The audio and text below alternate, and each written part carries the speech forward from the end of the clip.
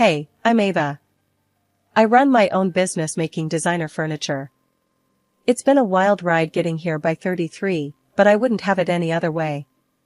My life was mostly about work, though deep down, I hoped for more, like a family of my own.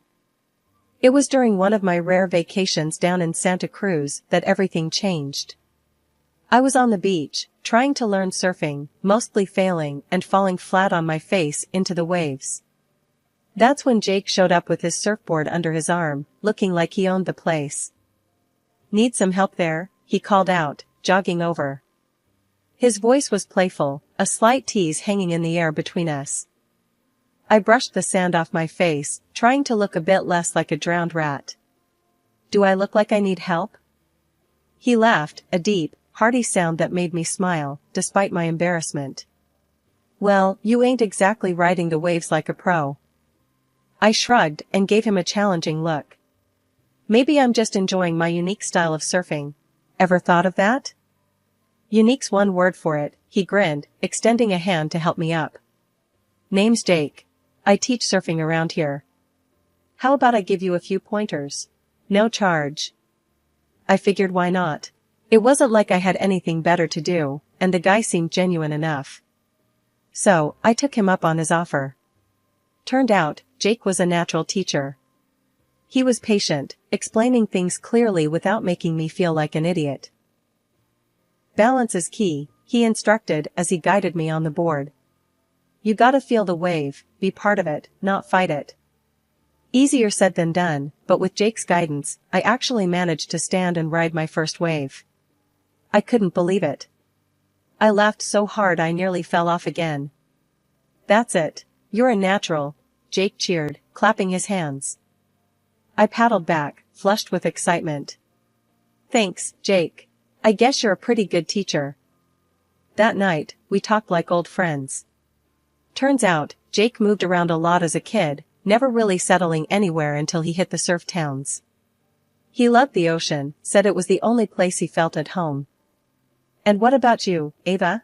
What's your story?" I told him about my business, how I'd started from scratch, working day and night to make it something real. He listened, really listened. And that's how it started, really.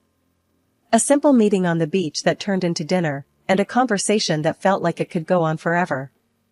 I didn't know then that I'd fall for him, hard and fast. But that comes later.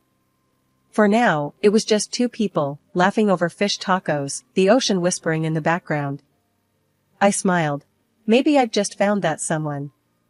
Life after meeting Jake took a fast track, like a runaway train I had no interest in stopping. Our courtship was a whirlwind, filled with laughter, beach days, and long, heartfelt conversations under the stars. It didn't take long before he popped the question. We were at our favorite spot on the beach, the same place where we first met. "Hey Ava," Jake started, his voice unusually shaky. "You and me, we're kinda great together, huh?" I laughed, a little nervous, sensing something big was coming. "Kinda great? That's the understatement of the year." He took a deep breath and went down on one knee, right there in the sand. "Marry me, Ava. Let's not just be kinda great. Let's be amazing, together, forever." My heart skipped about a dozen beats. "Yes," I blurted out, more tears in my eyes than I'd care to admit. "Yes, I'll marry you, Jake." The wedding was everything I could have hoped for. It wasn't large, just close friends and family at a small chapel near the beach. The reception was at a local hall, decorated with simple flowers and strings of lights that made everything feel magical. But as we settled into married life, I started to see sides of Jake I hadn't known before. He loved the finer things, expensive clothes, high-end gadgets, and soon, a sleek sports car that ate up more money than I wanted to think about. One evening, as I was working through some designs, Jake strolled into my office, a glossy brochure in hand. "Hey babe, check this out," he said, laying the brochure on my desk. I glanced at it, my stomach dropping as I saw the price tag on the car he was pointing at. "Jake, this is really expensive. Are you sure we can manage this right now?" He leaned back, a frown creasing his brow. "Come on, Ava. You make good money, right? We can afford a little luxury. I sighed, knowing I'd regret it, but also not wanting to fight. Fine, but this is a big purchase. We should be careful with spending for a while. Trust me, babe, it's all under control, he assured me, but his casual dismissal of my concerns stung more than I expected. His parents, too, became a regular fixture in our lives. His mom, Marlene, and dad, Phil, were charming at first. They'd often come over, praising the house, the food, everything. But soon, every visit came with requests. Ava, dear, you have such good taste. Could you help us pick out some new curtains? We just don't know what to get, Marlene would say, her eyes darting around our living room appreciatively. Sure, I helped. I even paid, thinking it was no big deal, a way to make them feel welcome. One night, after they'd left from one of their many visits, I collapsed onto the couch next to Jake, exhaustion nipping at my heels. Your parents are really taking this family thing seriously, huh? He chuckled, not catching my tone. Yeah, they love you. You're like the daughter they never had. I bit my lip, not sure how to say what was on my mind without causing a rift. It's just, they expect a lot. Gifts, money, time. It's getting to be a bit much, don't you think? Jake's face hardened a little, his voice sharp. They're just being friendly, Ava. They like spending time with us, that's all. I wanted to argue, to tell him it felt like more than that, like we were a bank they could take from without asking. But I held my tongue, the words happy wife, happy life echoing ironically in my head. Jake's attitude toward having kids started to put a real strain on us. I always knew I wanted to be a mom, but Jake's insistence on having a son was something else. It wasn't just a wish, it was an obsession. One night, after dinner, we sat down in the living room, each with a glass of wine, trying to unwind. That's when I decided to bring up the topic again. So, Jake, do you really think it's that important to have a boy? I asked, feeling my stomach knot up. Jake looked up then, his expression serious. Of course, Ava. You know how important it is for me to have a son. Someone to carry on the family name, you know? But what if we have a daughter? I pressed, needing him to see my point of view. He shrugged, a bit too casually. We keep trying until we get a boy, I guess. The simplicity in his answer chilled me. And what, the daughters we might have aren't good enough? Ava, come on, don't start that, he sighed, rubbing his temples. It's not about good enough. It's about having a son. My dad's the same way, you know that. The conversation hung heavily between us, unresolved. It was the same every time. Jake wanted a son so badly that it started to overshadow everything else in our relationship. When we learned that natural conception was off the table, IVF seemed like our only option. I threw myself into the process, researching clinics and treatments. The day we went to the clinic to start the treatment, the air between us was tense. In the waiting room, Jake fiddled with the pamphlets on the coffee table, his knee bouncing up and down nervously. So, they can do that thing, right? Where they make sure we get a boy, he whispered, leaning close. I frowned. It's not that simple, Jake. And it's not exactly ethical to pick and choose like you're ordering a custom car. The strain only deepened once we were in the thick of IVF treatments. The hormones, the doctor's appointments, and the waiting were brutal. And through it all, Jake's impatience for a son grew into something ugly, a shadow over our marriage. When we finally got the news that we were expecting, I was over the moon. But Jake's first question cut through my happiness like a knife. Did they say if it's a boy? It's too early to tell, I snapped, hurt by his one-track mind. And when the ultrasound revealed we were having twin girls, I saw the disappointment on his face. He tried to mask it, but it was too late, I'd seen it. That night, as we lay in bed facing away from each other, the distance between us felt wider than ever. When I gave birth to twin girls, Emma and Ellie, I was over the moon, but Jake, he couldn't hide his disappointment. He wanted a son so badly it clouded everything else. One evening, while the girls were cooing in their crib, Jake came into the nursery. The look on his face was serious, like he was about to say something important. "Ava, we need to try again for a son," he said bluntly, no preamble. I was taken aback. "Jake, look at what we've got. They're perfect. Why isn't this enough?" He paced a little, before stopping and turning to face me. "It's not about them not being enough. It's about continuing the family name, Ava. You know this." I sighed, feeling the weight of his expectations pressing down on me. "We'll see," I replied, not committing but not dismissing him either. It was the easiest way to end the conversation without another argument. Not long after, life decided to test me again. Phil, Jake's dad, got seriously ill. One evening, Marlene, his mom, came over, wringing her hands with worry. "Ava, the surgery Phil needs, it's urgent, and his insurance won't cover all of it. We need $50,000. The amount made me choke a little.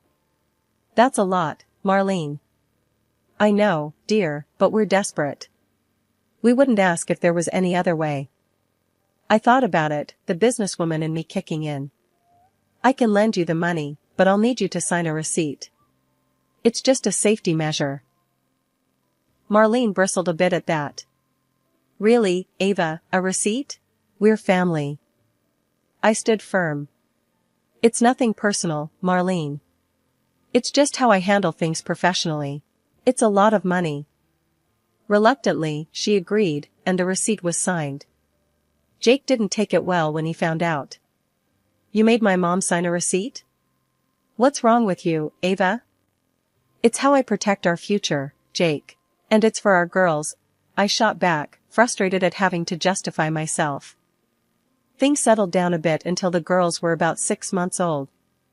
That's when I found out I was pregnant again, naturally this time. I was shocked and happy but scared to tell Jake. His reaction was just as I feared. "A son, Ava. It has to be a son. I don't need another girl," he said coldly when I told him. Months later, I gave birth to another beautiful girl. I named her Mia. Jake didn't come to the hospital, not even to see Mia, or help me home. I ended up taking a taxi, 1,000 worries in my head. When I got home, the house was quiet except for the sound of the babysitter in the nursery. Jake wasn't there. He came back the next day, looking like he hadn't slept at home. "Where were you?" I asked, my voice tight with a mix of anger and despair. "Out," was all he said, walking past me like I wasn't even there. He didn't even glance at Mia, his own daughter. The hurt from that cut deeper than anything else. Here I was, trying to keep our family together, and there he was, pulling further away every day. It was clear to me then that something had to change. Things had been rough since Mia was born, and they weren't getting any easier. Jake was hardly ever home, always at work, or so he said, and whenever he was around, he was distant, detached. Our financial arrangement had become a sore point. He stopped contributing to the household, saying, "You make enough for both of us, Ava. Handle it." Trying to discuss our issues felt like talking to a brick wall. He'd come home late, often just as I was putting the girls to bed, avoiding any real conversation. Even my in-laws added to the strain. Marlene would come over, not to see the girls, but to ask for favors or gifts. "Ava, dear, could you help me pick out a new microwave? You always choose the best appliances," she'd say, her compliments thinly veiling her true intentions. She barely glanced at her granddaughters playing on the floor beside her. Phil, after recovering from his surgery, didn't hold back his thoughts either. During one of his rare visits, he said bluntly, "We hoped for a grandson, Ava. These girls, they're fine, but a boy would have been better." But the real shock came when Jake stumbled in one night, looking more frazzled than usual. His face was pale, his hands shaking. "Ava, I screwed up. Big time," he blurted out, sinking onto the sofa with his head in his hands. "What happened? Talk to me, Jake." "I lost money, a lot of it. At the casino. I've got creditors on my back now. They're not the kind of people you can just brush off," he admitted, his voice laced with panic.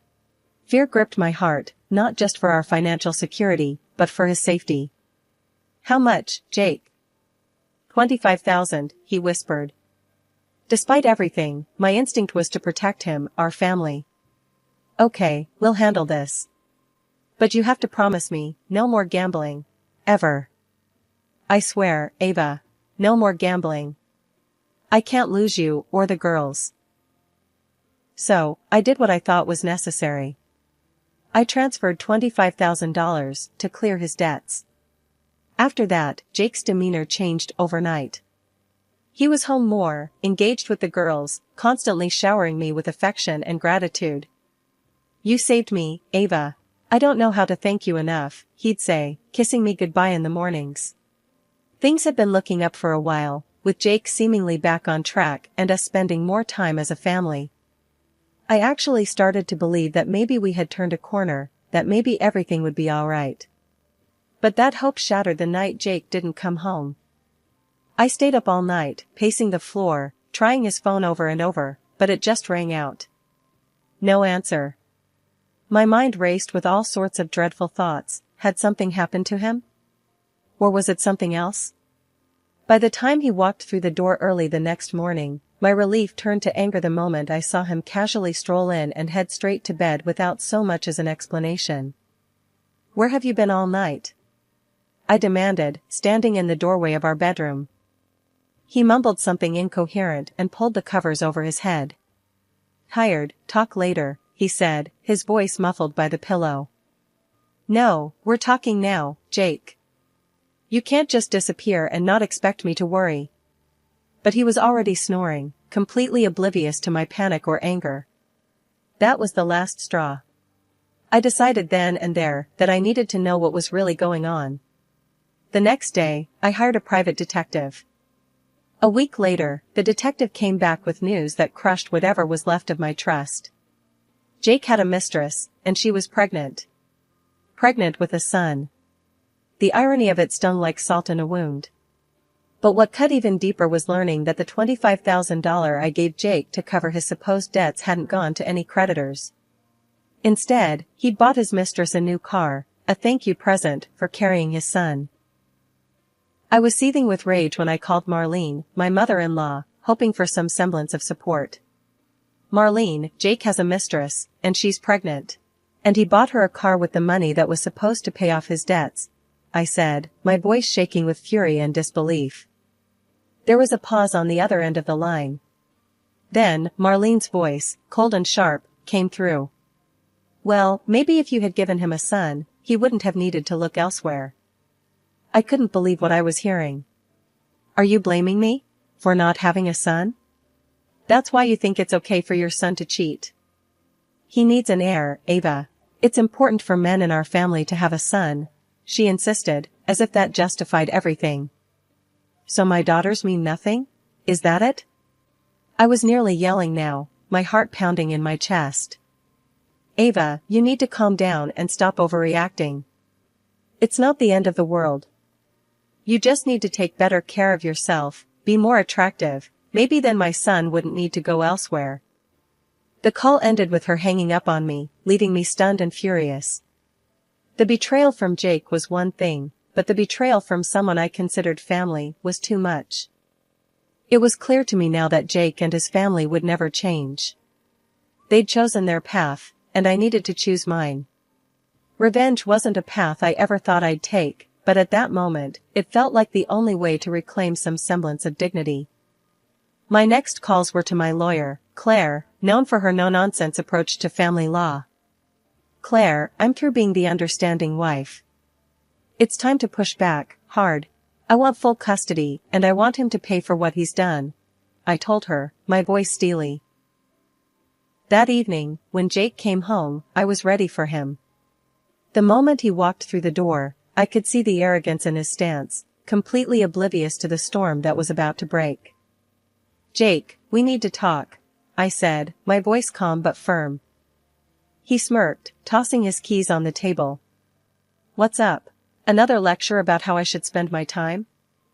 No, not a lecture. I know about your mistress, and the child. I'm done. Here, I said, pushing the divorce papers across the table to him. I've signed them. It's over. His smirk vanished, replaced by a frown. You're serious? Look, I'm tired of this life too.